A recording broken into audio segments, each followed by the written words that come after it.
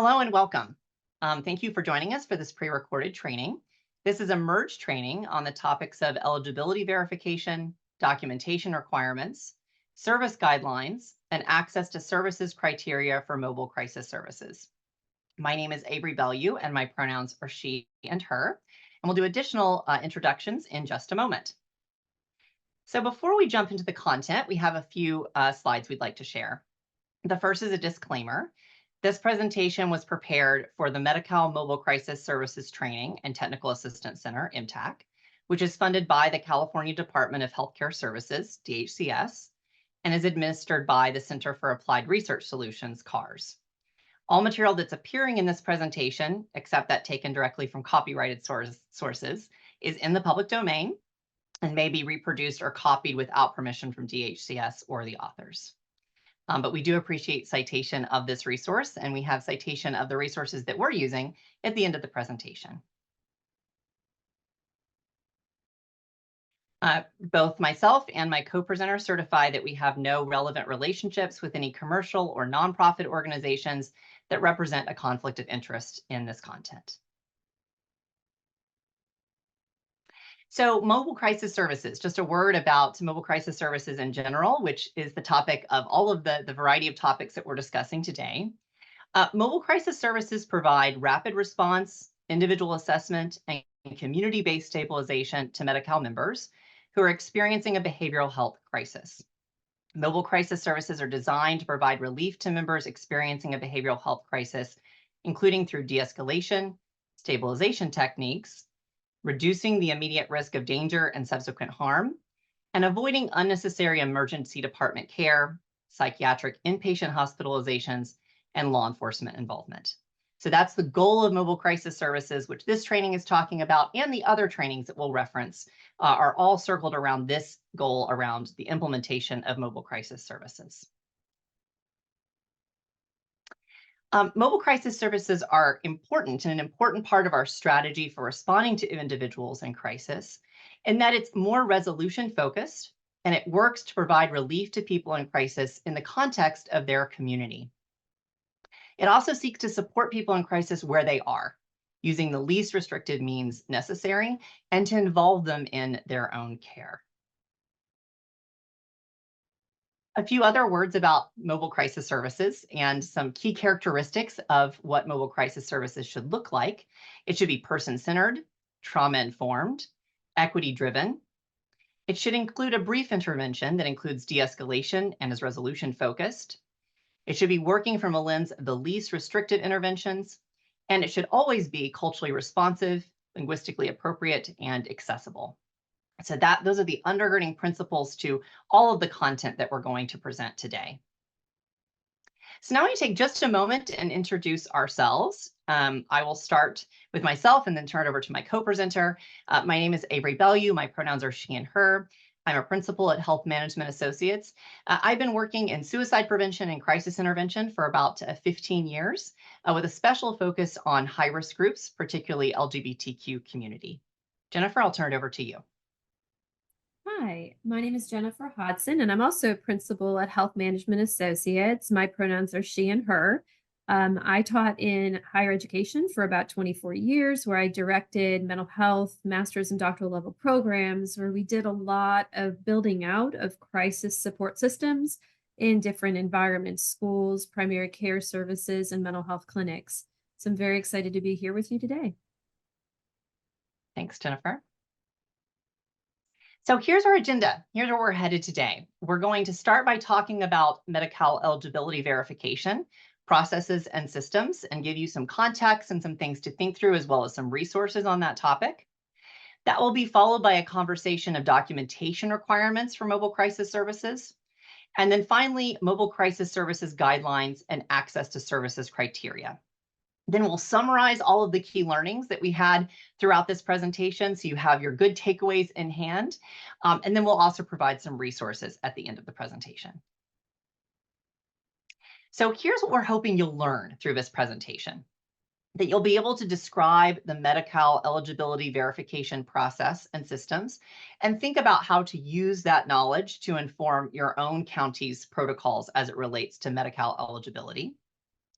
We hope you'll be able to understand the documentation requirements for mobile crisis services and its connection to billing requirements of a mobile crisis services encounter according to the BIN.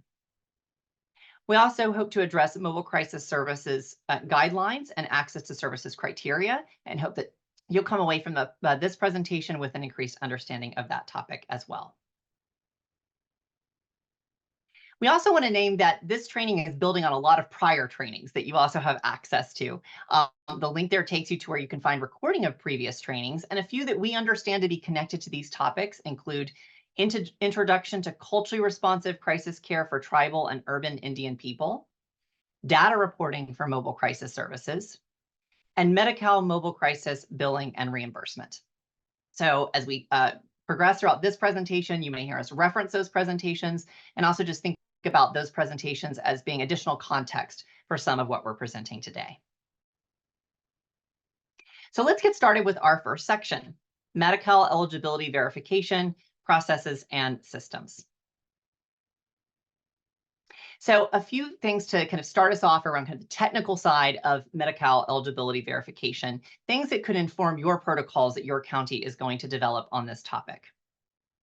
The first thing to note is that a recipient's eligibility can be retrieved through the Eligibility Verification System, EVS, or you may hear it called AEVS, using the recipient's Social Security number.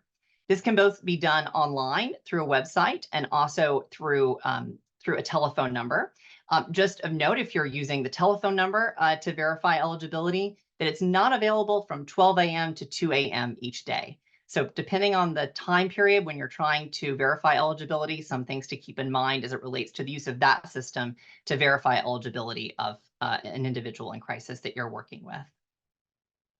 A few other notes just about eligibility in general, and again, some of this was no doubt repeated in the billing presentation, which was a building block for this presentation, is that individuals may qualify for Medi-Cal coverage up to age 26, regardless of their immigration status, even if they were not in foster care at age 18 or older. And there's a resource here where you can get more information about the Medi-Cal program for foster youth, including that about young adults and coverage up to the age of 26, and that is going to be linked in the resources as well. The eligibility response that you'll receive through that system that was mentioned earlier will provide the benefits identification card, the BIC, with the issue date that can be then used to bill Medi-Cal. And again, more about that process is in the billing training. If you find that the individual does not have a Social Security number, so you're struggling to verify their eligibility through the website or through the system, then your next step would be to contact the Medi-Cal County Welfare Office in which the recipient resides. And there's also a link here to the Medi-Cal County Contacts for Providers list, which helps you understand who you should contact in your county to help you walk through verifying that person's eligibility if you don't have that Social Security number. So this is just some technical things to know when you're thinking about eligibility, thinking about how you would go about verifying that eligibility, some thoughts and considerations around age groups, around populations, and then what to do if you're having challenges if you don't have all of the information that you need. So what about how and when this is done in the encounter with someone? Keeping in mind all of those things that we noted at the beginning of the presentation about wanting to reduce burden upon an individual, making care accessible. All of this should come into play when you think about when and how you're going to verify eligibility. Depending upon the technology that you have access to, this could be another variable as to when in the process and encounter you decide to instigate this process of verifying eligibility. Two thoughts that you might think through is at the time of the encounter or after the encounter. For example, if you have access to Wi-Fi, if you have good, reliable access to the internet at the site where the individual is being encountered, or if you have access to a telephone, it's possible that this eligibility could happen at the time of encounter or very shortly thereafter. However, as we've acknowledged in prior trainings, California is a large state, and there's a lot of variability, right, in rural or urban access to things like internet or reliable cell phone service. And so it may be that you don't have access to these things in the moment, and it may be that you have to do the eligibility verification after the time of encounter with the data that you gathered through the encounter. Something to think about as you're thinking about these two different approaches is that if in fact this is happening after the encounter, it's crucial that you gather the necessary information that you need to verify eligibility at that time of encounter. So you have all of that data at a later time to make sure that you're able to successfully complete that eligibility verification. Verification should occur on the date of service itself. So this is something that should be happening on the same date. So it is important, whether you're doing it there at the time of encounter or you're doing it after the encounter, that you make an effort to do it the same day and that you make sure that you have all of the correct data available. So a few other things to consider when you think about eligibility verification and making sure that you are verifying the identity of the individual that you're working with. According to the state of California, Medi-Cal beneficiaries, individuals serving Medi-Cal beneficiaries, should make a good faith effort to verify the identity of the recipient by matching the recipient's name and signature on their Medi-Cal card with a valid form of identification. So that could be a driver's license or an ID card or another form of picture ID or another credible form of identity verification if someone may not have one of those pieces of identity verification. And so as part of the eligibility verification process, there should be a good faith effort to make a verification that this is actually the person whose information that you have gathered through an additional identification means. Now, for the purpose of mobile crisis services, it's really important to note that the state does understand that that may not be practical in an emergency care situation. And so there is, in fact, a waiver of this requirements for persons 17 years of age and younger, persons in long-term care, and individuals receiving emergency care. However, there's a caveat about that part around emergency care, which is that this exception applies for the duration of the medical emergency. So after the emergency services are terminated, and prior to providing non-emergency services or releasing the recipient of care to another facility. So for example, doing a warm handoff, whether that's to an emergency room, to a hospital setting or a clinic, if a warm handoff is the result of the work with the individual in the mobile crisis services encounter, then at that moment, before the handoff, there is a responsibility to confirm the individual's identity before you facilitate that warm handoff. So this is something good to keep in mind when you're developing your own county's protocols around how you're going to and when you're going to verify eligibility, that you can think about in the moment of the emergency, perhaps deprioritizing that verification process.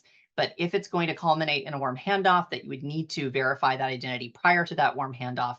And of course, the entire eligibility verification process should happen the same day as the encounter, as referenced in the prior slide.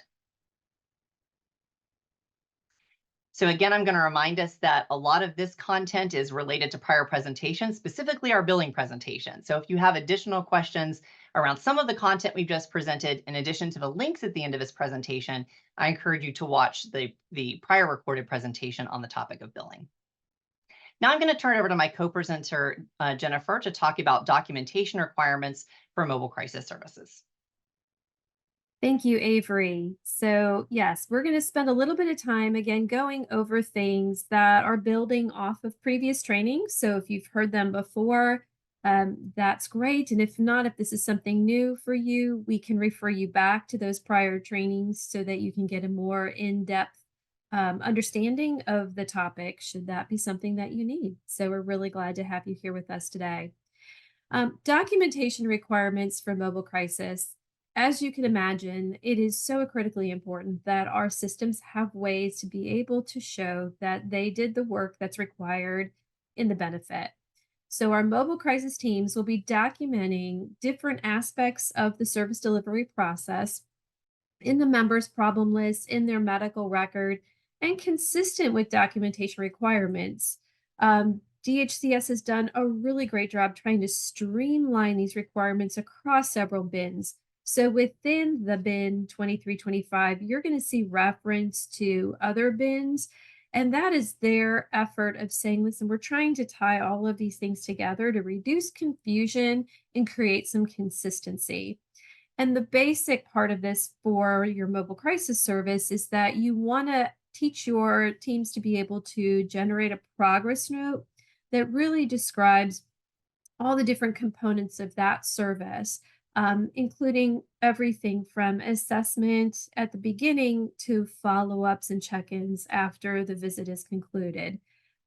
You'll be able to also have space to document referrals in case there's additional supports and services that the individual needs, a place to record the member driven plan that has been generated as a result of the visit, so that both the person receiving the services and the team are on the same page at the end on what's happening next and how we can help reduce the chance of the individual going into crisis again, or being able to put some things in place that help at least decrease the severity of the exacerbation of their stress. And then we'll talk a little bit in those progress notes too, if there are warm transfers that were needed to be able to ensure that that member has either connected with the next resource or has an awareness of who they need to connect with. So talking a little bit in your notes about all of these things is not only going to help confirm that you said what you did, but also for the next person who may be providing services to that individual, gives them something to refer back to. So that's all part of that mobile crisis services encounter. When we look at the documentation specifically, what the bin requires is really what's in the middle column. So when we look at a general mobile service requirement, you have all of those different features on the left panel. And in the middle, these are the features that we really want to make sure in your note at a minimum, that there was some sort of initial face-to-face crisis assessment that took place. DHCS has put forward a tool for that process that counties can adapt. They can use it straight out, they can adapt it, but they put out something that helps our teams know when you go on site, what are some of the areas that we need to be assessing for to provide a really good quality of care. We also want to document what the response was when the mobile crisis team went out. We want to make sure that we've documented who was on the team so we know that it meets the benefit requirements. We want to be able to document what the crisis planning was that took place. We want to be able to also document whether a follow-up check-in, took place by you or somebody else that's following up on your behalf, and that's documented in the beneficiaries or the member's progress note. So that's really important that we're able to have all of those different pieces in. And I do know that we're going to be seeing the word beneficiary in the bin, but we're really moving towards language of member. So taking note when you see member and beneficiary, they are now the same thing, and we're moving forward with beneficiary. And then the final panel is, when appropriate, not everybody's going to need a referral, but when they do, that we're documenting, who that referral was, that we give them the information that they needed to be able to do that. Was there more than one option provided just in case that person did not get a response? It's always good to try to provide, if possible, more than one referral. That way, if they don't hear back or somebody doesn't answer, they can move on to the next one. If that's possible, that's always a good best practice. And then facilitation of a warm handoff or transfer. So it might be that it's during business hours and you can offer with that individual present that you're providing the benefit to call to get an appointment scheduled with their primary care provider, or to connect them with their regional center, or another resource in their community that could help them. So that facilitation is always good to document as well. The dispatch, which is a critical part of the process, that documentation will be captured in the dispatch tool. So each county will also be implementing not only an assessment tool that the team will use on site, but the dispatch tool that you'll use to help document some of the information you've gathered from the caller, whether it's the person in crisis or somebody else calling on their behalf, and then what actions were taken by the dispatcher as a result. So did they end up engaging 911? Did they end up engaging 988? Did they end up sending out a mobile crisis team? So these are things that will be captured in that tool. The further note is that DHCS is going to provide more guidance as we move forward to counties on other data reporting requirements. So as we move forward with rolling out the benefit and the implementation plans, DHCS is going to continue to provide that support and letting us know exactly what we need to be capturing on these different tools and in our notes so that we can make sure not only is the benefit being applied appropriately, but we're really providing the service that the benefit is intended to provide. The BIN 2325 have specific requirements for billing. Now we have a whole M-TAC billing presentation that we actually recommend you refer to, but I'm going to cover a little bit about this because it is really important to make sure that we get this right so that the claim is reimbursed. So all claims will be reimbursed by what's called an encounter. This is inclusive of all mobile crisis service components that are delivered by the mobile crisis team during the response. This is with the exception of service components that may have an add-on benefit, and that's described in a separate section of the BIN. The big thing is to note that this HCPCS procedure code H2011 is being used in place of the service code 15. So this is a special benefit, so they've aligned it with a distinct code. And there are some other modifiers that we will talk about in the next couple of slides that will also help show different location issues that you might need to code a little bit differently. There's some additional things to think about as we're moving forward with the billing. So the Medi-Cal behavioral health delivery systems can submit one claim per mobile crisis service encounter. This means that even though we're sending two people out to provide care, that doesn't mean that each of those individuals on that mobile crisis team submits a separate claim. They submit one claim for that mobile crisis service encounter. So it's really important that we make sure our teams are accurately coding and billing correctly so that the benefit is being used appropriately. The reimbursement for the encounter is what's considered all-inclusive, and Medi-Cal behavioral health delivery systems, again, they don't submit separate claims on behalf of individual members of the mobile crisis service team for these services that are provided. So they give some examples in this, and I'll just sort of go over those again. So we wouldn't submit a claim for a peer support services specialist and somebody else who might be accompanying them on that visit. It's going to be one claim for that one encounter. The date of the mobile crisis encounter is the day that the member received the mobile crisis response. So that date is critical. And you'll see that on the tools where the dispatch tool, as well as the assessment tool, as well as in the note, they're going to need to be consistent in making sure that that date is appropriate on the day that the service has happened. A member may receive more than one mobile crisis service encounters in the same day, which is also a possibility that the team may go back for some reason. But we need to make sure that that date is correctly captured. And then beginning in July 1st, 2023, the encounter rate for the mobile crisis services is a county-specific bundled rate. And this is because this allows DHCS to recognize that there are a lot of administrative tasks that have to happen around that service. So it provides a rate that can help cover some of those different types of activities, such as time to coordinate with the other Medi-Cal behavioral health delivery systems, time to coordinate with community partners, law enforcement, dispatch, data reporting, being able to develop and execute an implementation plan. So all of those types of requirements that have to go in place in order for a benefit to be fully realized, that's kind of covered in that bundled rate. Just to go over and a reminder of the code. So there's a specific code that we're asking people to use under this benefit, and that's mobile crisis code H2011. In addition to that code, you're going to want to indicate whether it's 15, which is the mobile unit, or GT, which is telehealth, if that was applicable and used.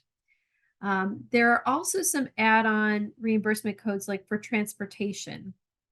For instance, you might use A0140 if a mobile crisis team member needs to drive the person in crisis, the member, to an alternative setting For example, if they have to take them to the emergency department, the county may then claim for that transportation mileage using that code, A0140.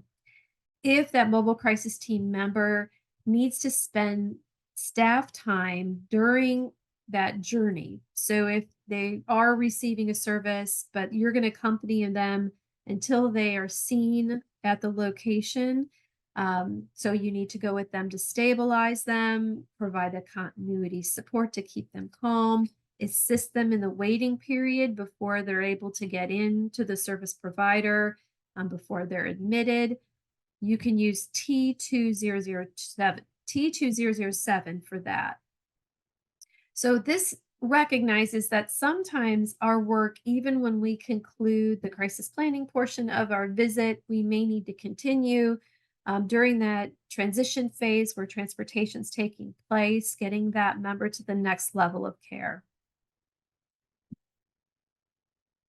We're going to move forward to talk a little bit about guidelines and access to services criteria. This is going to draw from a lot of different places that we've talked about throughout our training series. So you'll hear some of the things that you may have participated in a training about earlier, but we're bringing that back to really make sure we're covering these thoroughly and implementing them accurately. When we look at access to services, the BIN looks at all of the different policies around BIN 2211, 13, 2107, 73001. So there's lots of different BINs. Again, DHCS is trying to be very consistent in the way that they're encouraging access of service across BINs in a consistent and uniform way. So part of the responsibility of our using of the benefit is to familiarize ourselves with each of those BINs, understand, that there is a unique aspect to behavioral health crises and that mobile crisis services are covered and reimbursable prior to determination of a mental health or substance use diagnosis or determination if the member even meets access criteria. So when a dispatch call comes in, and a service is sent out to support that person in crisis, we don't need to necessarily know ahead of time what the diagnosis is, what the substance abuse and use issues are, or whether they're even a member of Medi-Cal. We're going to go out and provide that service, but these are the things that, sometimes people think have to happen in order for the benefit to be executed, and it's not. Once the person receives the services, then they'll go in and determine if they are a Medi-Cal member, and then they will move forward with submitting that claim.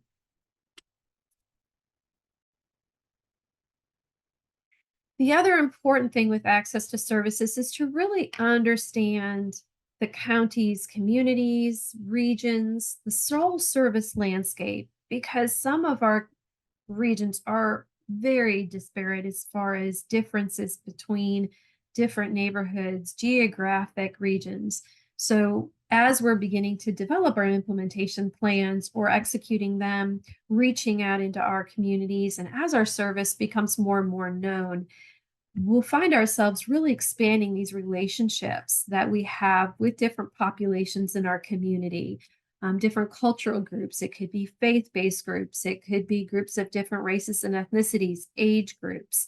To be able to really fully understand and embrace what a supportive crisis experience would look like to them and how we can best prepare our teams to go into these environments being very culturally responsive and aware.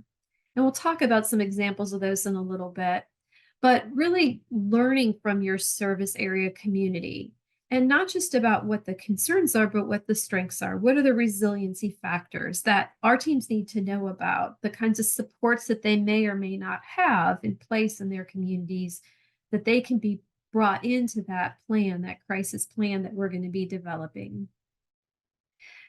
In advance, as well as we can, really researching what are the population health issues that are happening in that service area. If we're seeing, a rise in certain types of, chemicals being used by teenagers or certain mental health issues, if we're seeing like a real surplus of different types of family dynamics that are happening, and we want to make sure that we're preparing our teams to be able to say, for some reason in our this community, we're seeing high rates of teenage pregnancies. So as we walk with these communities and sort of addressing some of these needs that they might have, how can we best prepare our teams for what resources are out there?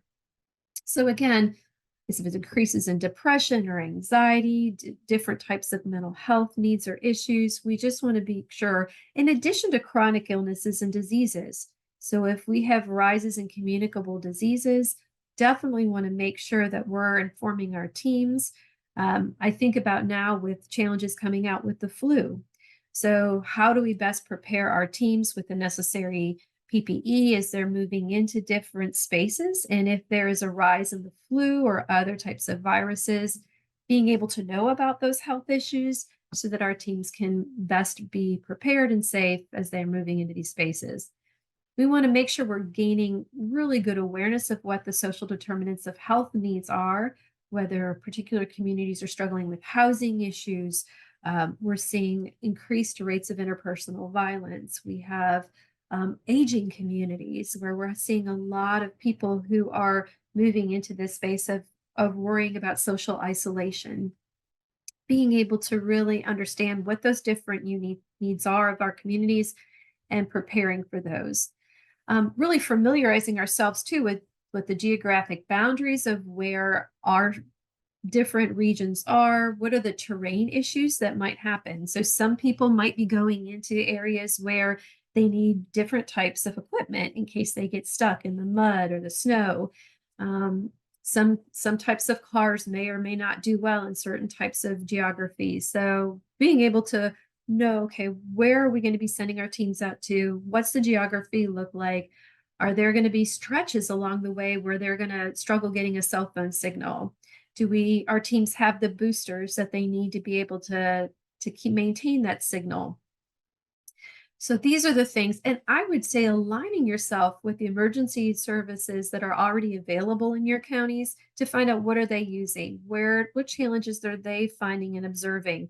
We're going to need to do the work ourselves to build those relationships, but we don't necessarily have to reinvent the wheel if we've already got an emergency service that's doing a lot of this work that can kind of give us some of the inside information we need to prepare our teams. The other one is historical experiences as well. So it could be that the services that were offered prior to your coming in may not have been what that individual, what that family, what that community may have needed.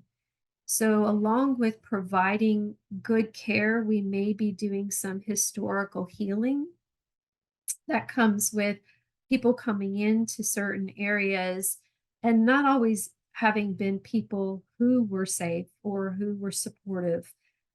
So this is about reestablishing trust and understanding the history that comes with these different communities that we're moving our services into. And that's where building those stakeholder relationships is so important.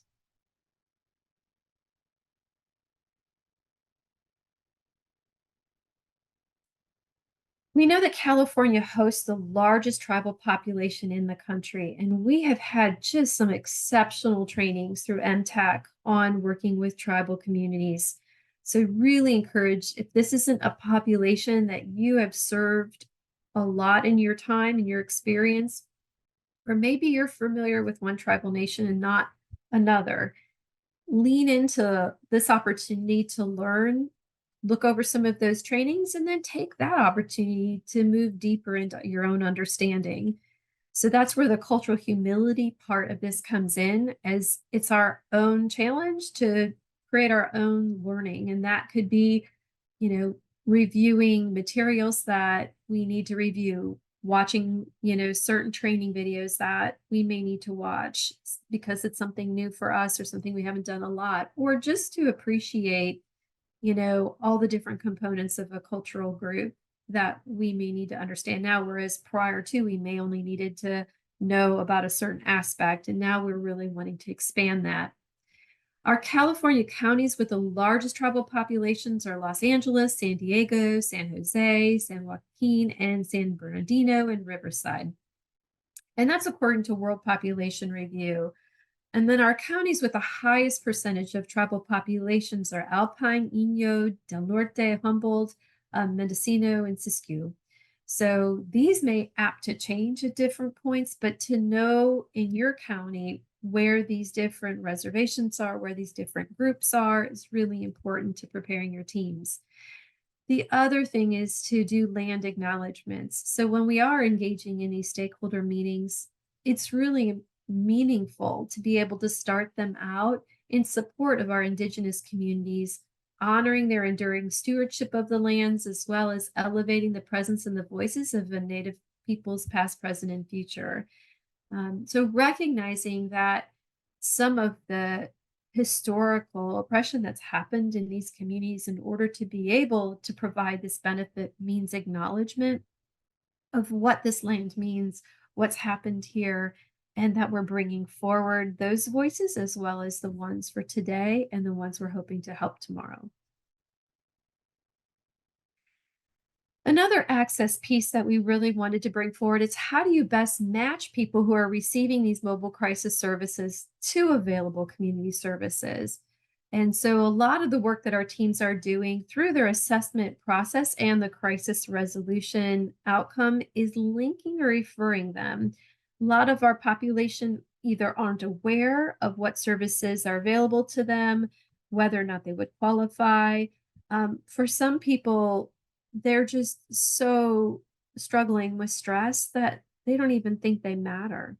And so being able to say there's a community of support out here that really wants to engage you when you're ready. And here's some of the list of available resources to you. And then looking at it from a continuum of care perspective. And we're going to look at that in just a second, but knowing that each individual is just that, they're an individual. And some people we're serving might need, a certain level of care that's more preventative or maybe a little bit of services in addition to what the crisis is providing. Some of our population may need more intensive inpatient care services. So because of that, there's large differences in these categories of services, and we want to make sure our teams understand. And sometimes people may need more than one. So we may, help do a warm transfer to get somebody engaged in an intensive outpatient program and help them to identify a peer recovery specialist who can also walk with them in that process. So it might be there's different points across the continuum that would benefit for them. And sometimes we move up and down that continuum as well. So here's this beautiful graphic that DHCS has put together for us today. And it really showcases from prevention and wellness services, outpatient services, peer recovery services, community services and supports, intensive outpatient treatment, substance use residential treatment, crisis services, and then intensive inpatient treatment as well.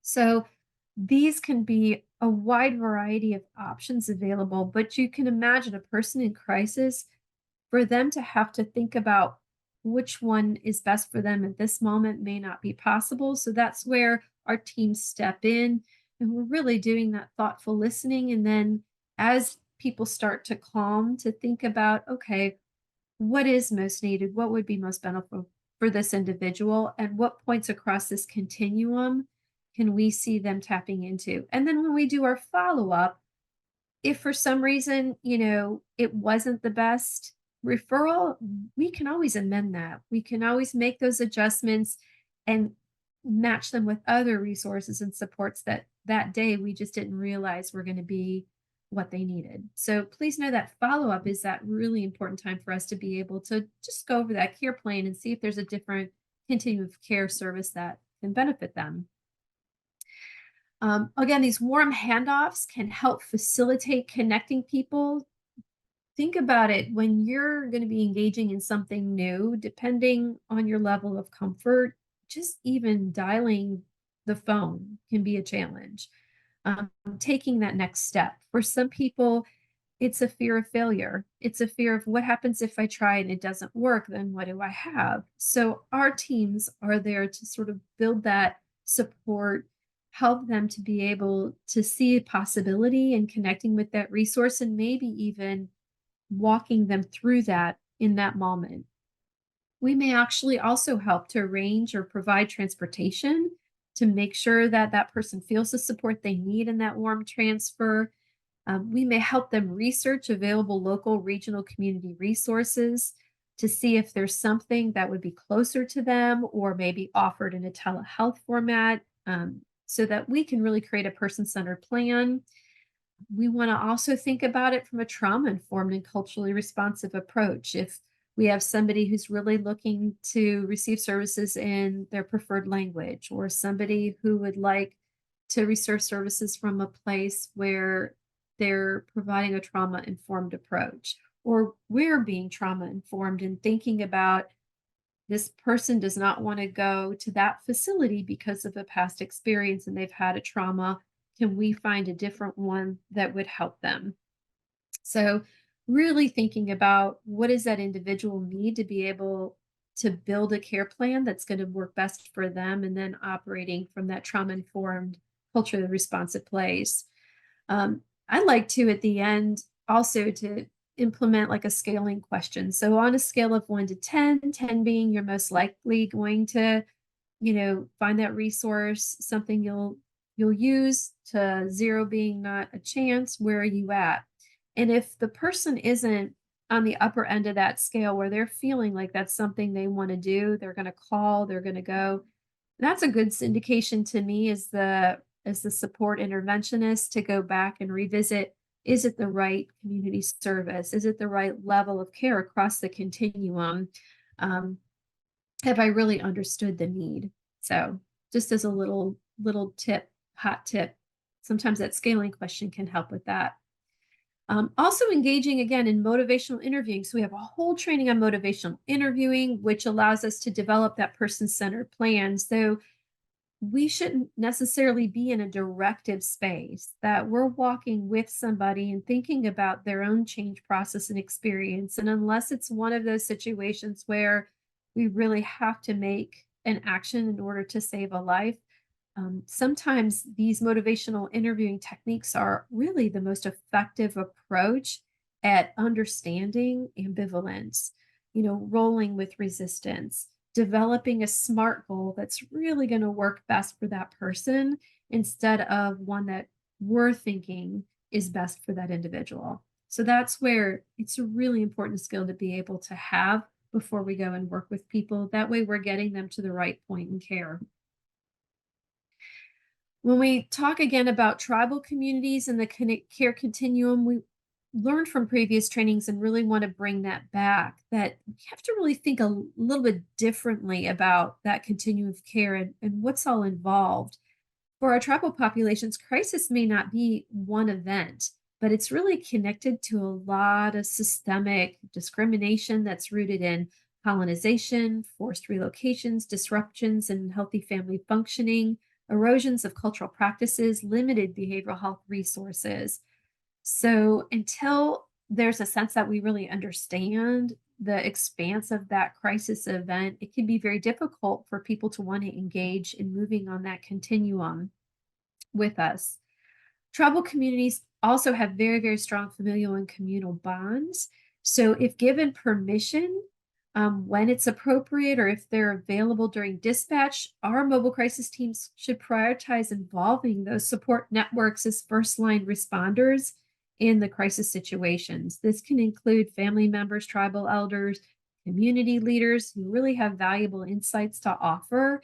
Um, and as long as it aligns with the ethical and legal confidentiality standards and with our member consent, it's really important that we have people there that are going to help de-escalate, help restore calm, and help that culturally driven plan to be identified and put into place.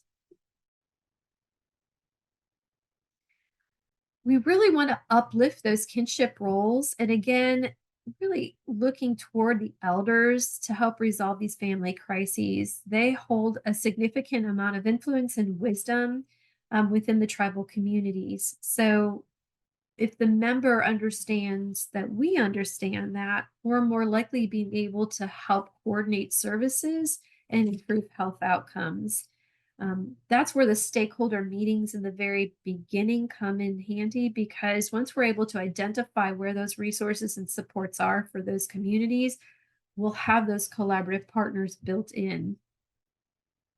So it's really important to know about what services are in your catchment area, to have built those relationships in advance. And then it also maybe we need to encourage our teams to get those releases of information to contact family members for follow up as well, because they're a part of that healing experience.